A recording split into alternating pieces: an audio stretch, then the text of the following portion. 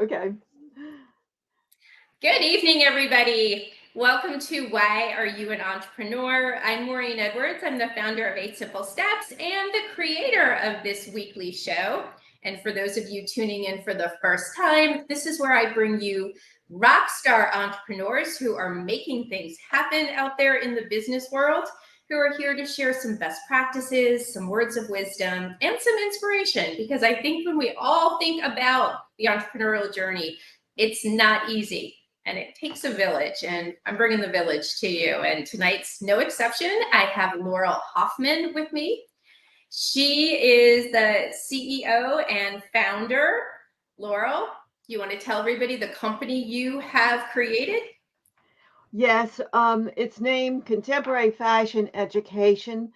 And the goal with my business is to bring the procedures that were developed during the First and Second World War here in the United States, now used throughout the global fashion industry. Even in the Paris houses, they use these methods, and they are easier and better than home sewing. Many people think home sewing, the industry is down and dirty, but the truth of the matter is, when you look at high end in the industry, the clothing is exquisite, and anybody can learn this. My books present this scaled down. You can use it with just basic equipment in the home. You don't need anything more than a treadle sewing machine. That's what I'm Okay, doing. awesome. So tell me, why have you chosen to do this entrepreneurial path? What is keeping you going, having a business like this? The people I meet, I'm meeting the most interesting people. My husband, son, and daughter tend to be very quiet and shy, but I'm not that way. I'm very much gregarious, and I like to meet all different kinds of people. And because of what I'm doing, I am meeting people that absolutely fascinate me, that I would know any other way. They're in all different kinds of careers. Many of them signed up for my classes, which presented the industry sewing because they wanted to make career clothing for themselves. They weren't interested in going in the industry. But the few that did want to go in the industry got extremely good jobs. These are the procedures you need to know, and you don't need to use a computer. These are the basic procedures used in the industry that underlie the computer. This is what you need to know to get a job in the industry if you want to do that, to start an entrepreneurial business, or to make better clothing for yourself. I made everything I'm wearing. I can't afford to make the clothes that I can buy. I Okay. can't afford to buy the clothes I can make. Let's get that straight. Right, right. And it's one of a kind creations. When you think about it, you can be Yes. creative with this, but it's also practical. And I think today, with the economy and how expensive everything is, we just sit there and go, you know what? I think I'm going to bring it in house and do it myself. So what have you Oh, found to be the greatest challenge being an entrepreneur and creating a small business? the big problem is that most people think the industry is down and dirty, that home sewing is somehow better. It's not. It's over 100 years out of date, and it's slow. I never made anything using home sewing methods before I went in the industry that I was really satisfied with. The only reason I went in the industry was because I needed money. I had been working in custom, but I wasn't making any money. I did work for Ann Packard Jr. on Main Line. She had a boutique that was parallel to those in Paris. We were clothing multimillionaires coming in from Main Line, but the pay was terrible. I went in the industry simply for money, and I expected it to be awful. It was completely the opposite. I was stunned at what I saw being made in the industry. I wound up making wedding gowns, working, heading up the designing department, the couture design department at Alfred Angelo's, where we were making wedding gowns. We were selling for 10,000 a piece back in the late 70s, and maybe 30,000 now if you could get the lace, but probably you can't. And these gowns were being sold to daughters of the industrialists in New York City.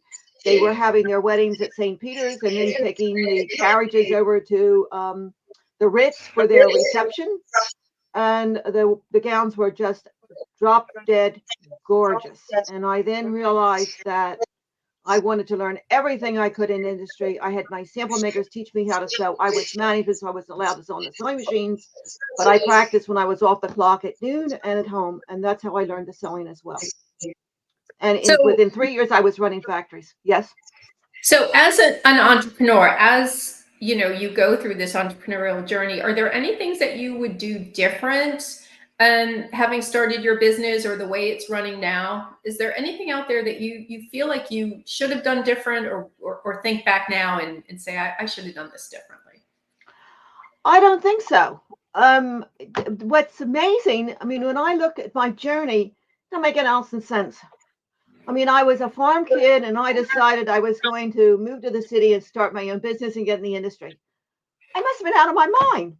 But I borrowed money, and of course, I didn't make any money, so I had all this to pay back. And I was nickel and diming. I mean, it was just stupid, absolutely stupid, but it worked.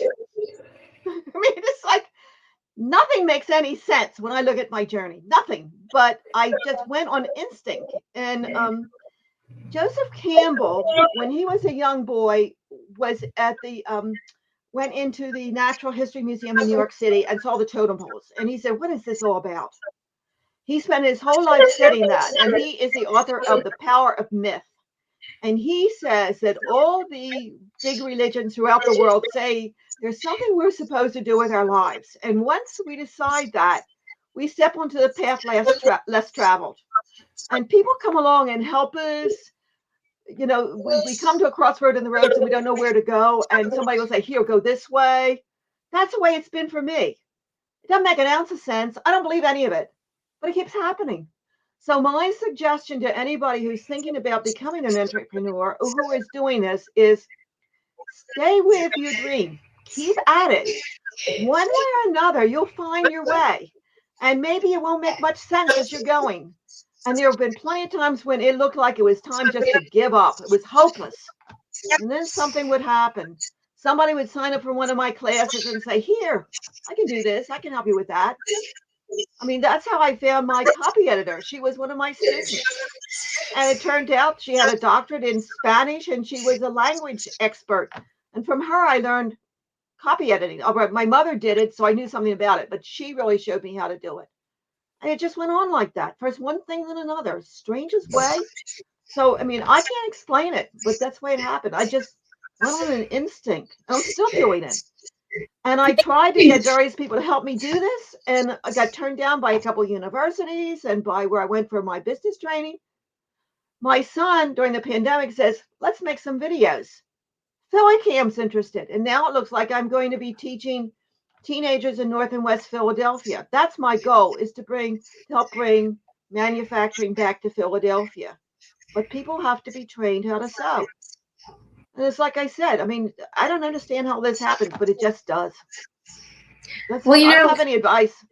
eh, Just do it. no, actually, you gave really good advice here because when I listen to you, I think some people have to remember that being an entrepreneur is a combination real world experience. I mean, that's a big thing, but at the end of the day, it's gut. Like I make decisions with my gut and with facts. And you're saying you had instincts. You knew it in yourself and you had faith in yourself. And I think what you're saying to people out there is listen to that inner self. And it may Right. not be at this moment, but eventually that moment comes. I Eventually it said to does. myself, nobody believes in me. This was way back when. Nobody believes in me. Who believes in me? Not what I do. I'm the only one that does, but I think I can do this. And Yeah. I needed the money, and I wasn't any good at doing anything else. I never could learn shorthand. I was horrible at that. I was a good typist, but that was about it. You know, I had taken two years at Syracuse University in journalism, and actually finished 2.5 years with all the courses I took. Transferred over into the art school. They dropped my fashion major when I was there. After a year and a half, I had to start over. They dropped my major. I was furious. I was admitted over the phone by Parsons, can you believe? But they were a week ahead of me and I couldn't catch up. And besides, I was too upset anyway. I said, "The heck with this. I'm getting out of this." And I worked for an insurance company doing workman's comp for a couple of years, but I learned business skills. And then I said, "Hey, I really want to do this." So I moved to the city. And the whole thing's just crazy, but It I mean, worked. it did. It did. Well, I'm still not where I want to be. What I want to do, when I was running factories back before I had children, the industry went offshore. And I met some of the most wonderful people I've ever known in North Philadelphia in the factory. I had to take a taxi 2 blocks from the train to work so I wouldn't get raped into work. It was that how dangerous it was then, and it's worse now. And I went in there, and my boss, I'm convinced the place was a front for the mafia. And after working there for a while, I thought I better get out of here because this boy, he's just got bad enough temper. He might kill somebody. It just might be me. And it's not very safe. There was a big thing at Watts at the time, and Martin Luther King was murdered. And I mean, it was just things were up in an uproar. And I thought, I want to have children anyway. So I left. But I couldn't stand leaving these women behind. They didn't have the design room skills I had. So while they could sew, because they were being cross trained, which is not always the case in the factory, but they didn't have the design room skills they needed to start cottage industry. And I decided to write down the skills I had learned for them. It's now 30 years later, and I finally looks like I'm going to get a chance to interact with these people. It's probably their descendants at this point, because a lot of them 30 years, 30, 40 years ago, actually 50 years ago, I think, a long time ago. But I still am motivated to try and help Philadelphia. We've got too many people who need hope, and we have tremendous talent in Philadelphia, tremendous fashion talent and design ability. I saw it in the factories. I know it's there, but they need the basic skills. They need this basic information that I can teach them, and I want to enable them to realize their talents. And that's what I want to do. And it looks like Philly is going to give me that chance. And I'm really, really excited about it. Right now, I'm making myself outfits so I can walk in and show them what they will be able to do once they learn these skills. That's what I'm doing.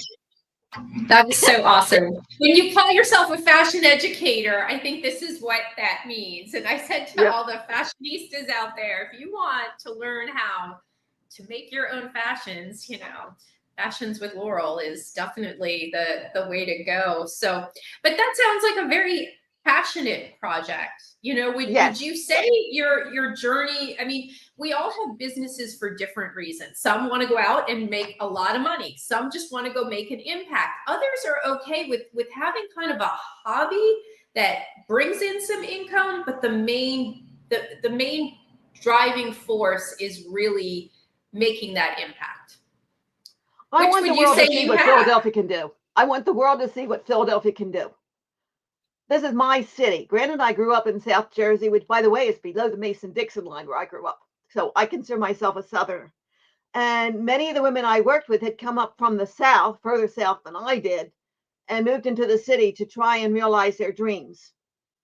And I'm driven to do this. I don't know why, but I just am. When I went off to Syracuse, I came off a farm, and everybody was dressed to the nines back then. Everybody was going for their MRS degree, and I was going for a career. And my clothes were shabby because they were homemade, and I was so embarrassed. And I thought to myself then, I'm going to learn how to sew so well that I never have to be embarrassed by my clothes again. And I've achieved that dream. There are many people that do not have access to the information I have and do not have much money and are in the same situation I was in. Clothes matter. When you're dressed well, you get a better seat at the table. You're more likely to get hired. You get offered more money. You're more likely to get somebody interested in marrying you. There's all sorts of assets for some decent clothing. And everybody wears clothes. And I want to make this available to other people who, like myself, way back when, need some help. Will it make money? In the end, it may. I mean, what I wrote is textbooks, but can I sell them? No, because the people teaching in the colleges and universities, by and large, know home sewing. I don't think many of them even realize the industry is using a different method. The sample makers in the industry have no college, so they're not asked to teach in college. The kids graduate, and most of them cannot get jobs in the industry because they have so much to unlearn that it's easier just to train off the street. Pennies will not hire anybody that has a fashion degree. This is a fact, and it's very sad. It doesn't have to be that way. So let's talk about client generation. There are people out there, at the end of the day, it's all about converting customers. It's about reaching that right person that you're trying to make a difference with. And, convincing them with your message that this is the route to work with you, to take your courses? How are you finding your ideal target audience? What type of things are you doing out there that you could suggest to other people that is working? Not much of anything. Quite frankly, I need some information on that, to be perfectly honest. I did find them when I taught in college because I had continuing professional ed, and I was having students come in from the various design departments here in Philadelphia and others it attracted career women, which was a surprise to me. That seems to be the market, is career women. Most of them had at least one degree. Many had doctorates that were coming in. I had doctors and lawyers, so they wanted career clothing and they couldn't get them in the stores. And that's who came in.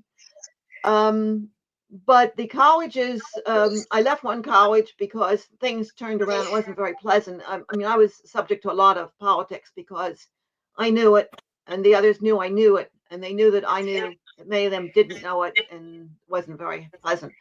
And then where I was, the second place where I taught in college, I'm not going to name colleges because I don't really want to smear their names, but they had me teaching over in the attic of their main building so that their degree students would know about me. I mean, that's what I was up against.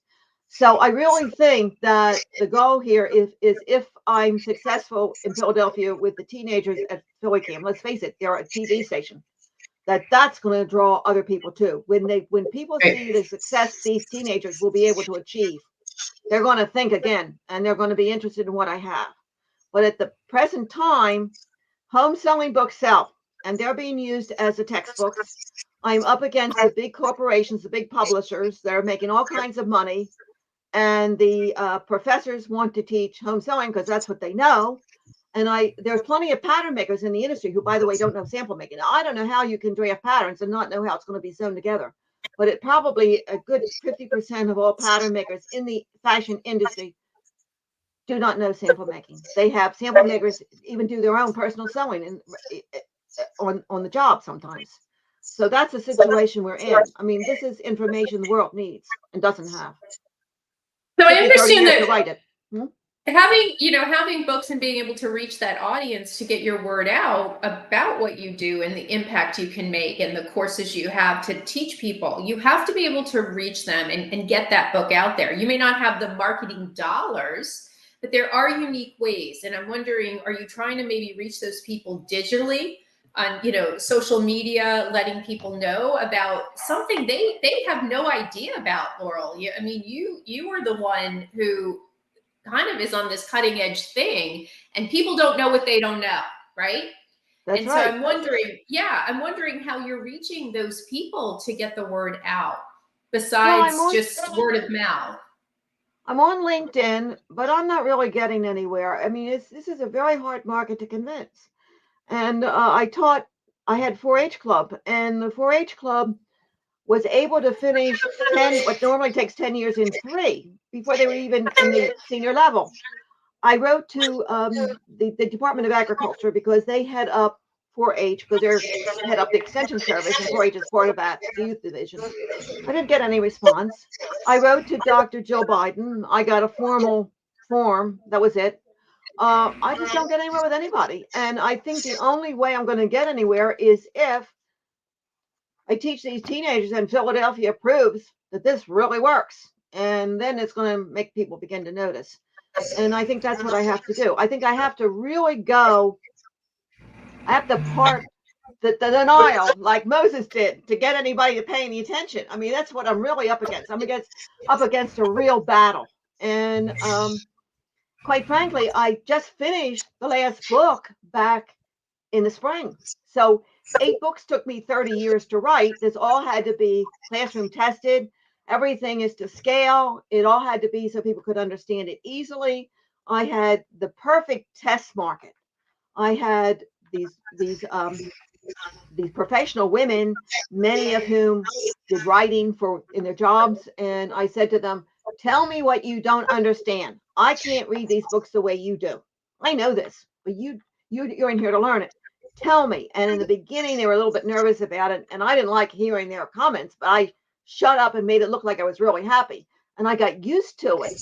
And then when people would tell me what's wrong, I said, "Oh, thank you so much, because this really is worthwhile. If you can take criticism from other people, you got the advantage of not just your own mind, but everybody else's mind as well. Let's face it, five minds can come up with a lot better group of ideas than just one mind. And so all through my books, I look at them and I remember, oh, so and so said this, and so suggested this, and it's like having this conglomeration of readers, many of whom were actually working in the industry. So that's what's in the books, and they do really work. But I've got to convince people, and I think the only way is by example. So, and let's face it, Pillicam is a TV studio. It's granted it's community, but they're connected through the whole country with other community TVs. And we've just won a national award. And then my son and I were just recently in a video festival, film festival in Bethlehem, and we were part of the panel, and I'm talking to the congregation there about what we're doing. They were clapping. They were thrilled to death to hear about what's happening, because anyone that's anywhere near Philadelphia is very, very concerned about all the drive-by shootings and all the misery. We want better lives for our fellow people here in the city. Now, I'm not in the city. I'm right on the suburbs, but I consider myself to be a member of the city. I love Philadelphia. So tell me, you have this huge opportunity then to get in front of people and make them aware of Yes. what you are doing. Tell me the strategy of taking that information and making it public, because that is going to be great in itself, but you're going to have to get the word out there that this is going on. This is like a fabulous thing. How do you plan on using that as like publicity or marketing, or do you have a strategy for that? Well, I'm on your show at the beginning. I'm on LinkedIn. We're on YouTube. We're picking up followers. I'm on Instagram. As a matter of fact, as I'm making these outfits to wear when I teach, I am taking shots with my iPhone and putting them up on Instagram every night, every so often, one or two a day, so people can watch me sewing and people are interested. And I'm doing the best I can. I thought people would be crazy for this, that I would have no problem selling this at all. But I send in proposals to the book publishers and they're not interested, because what sells is home selling. Home selling is off the charts. I know home sewing methods. I know all of them. I don't use them. Why would I use them?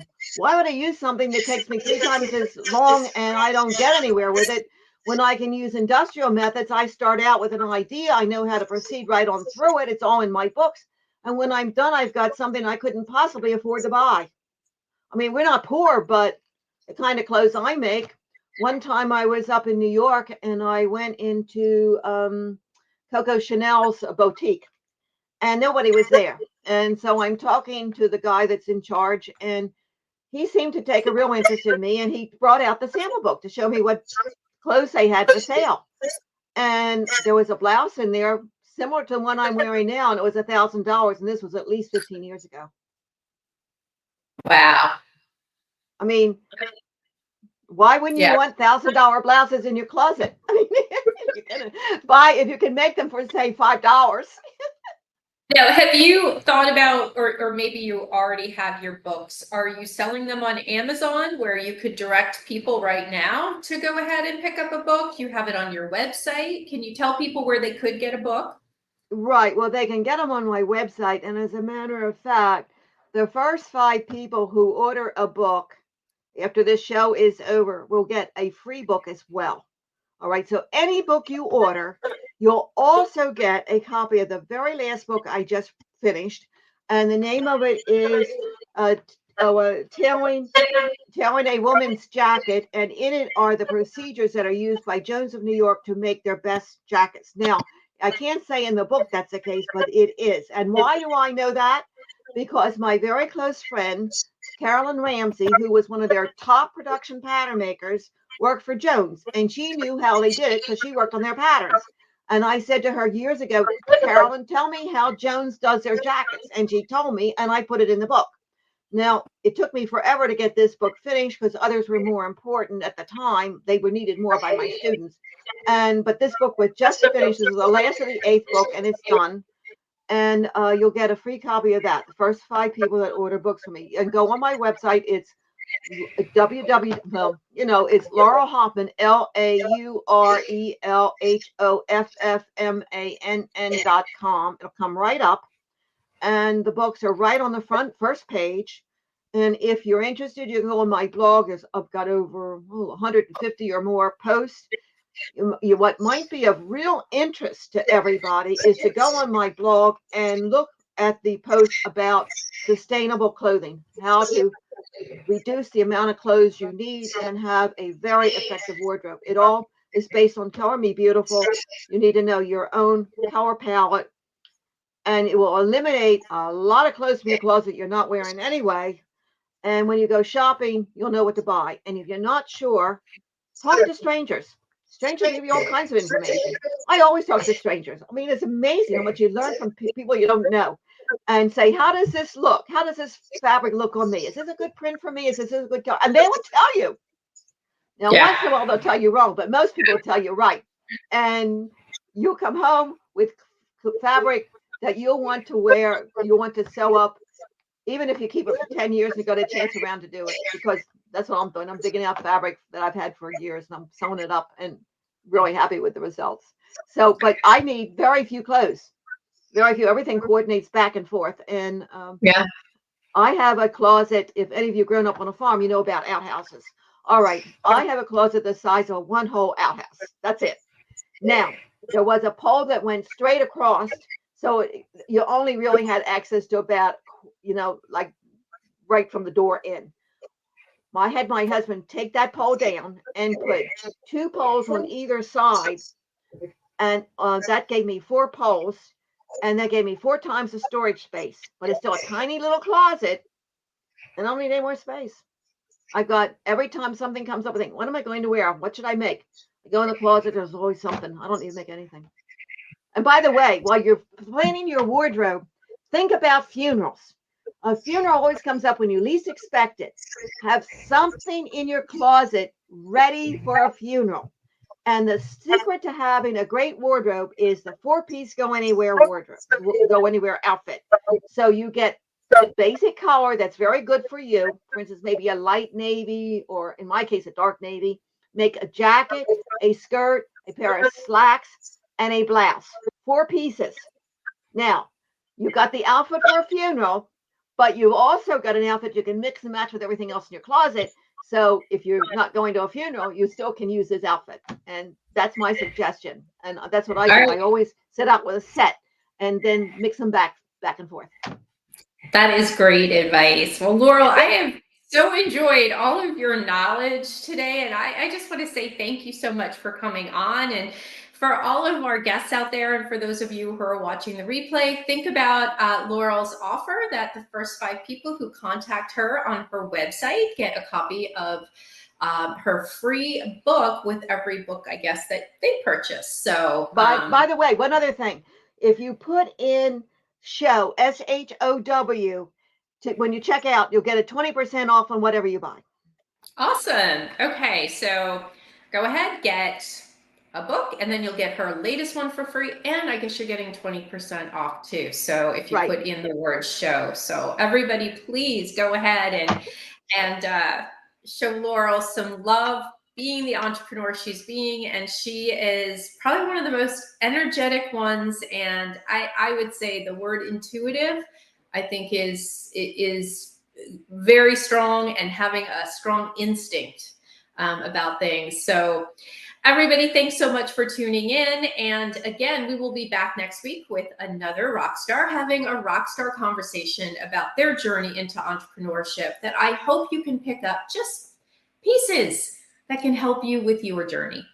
And Thanks, if you right now are doing a lot of marketing in your business, and even if you have a strong online presence and you are still not converting customers, You don't have a marketing problem, you have a messaging problem. So reach out to me about how to convert customers simply by going back and redefining your target audience, how you change their lives, how you do it differently than anybody else out there, and let's put it together in a message that resonates and is relevant. So 8simplesteps.net is where you can reach me, and of course on all these socials. We will be back next week, and I want to say thank you so much to everybody tuning in. And Laurel, thanks for being an amazing entrepreneur and amazing guest. Good night, everybody. Good night. Great. Thank you.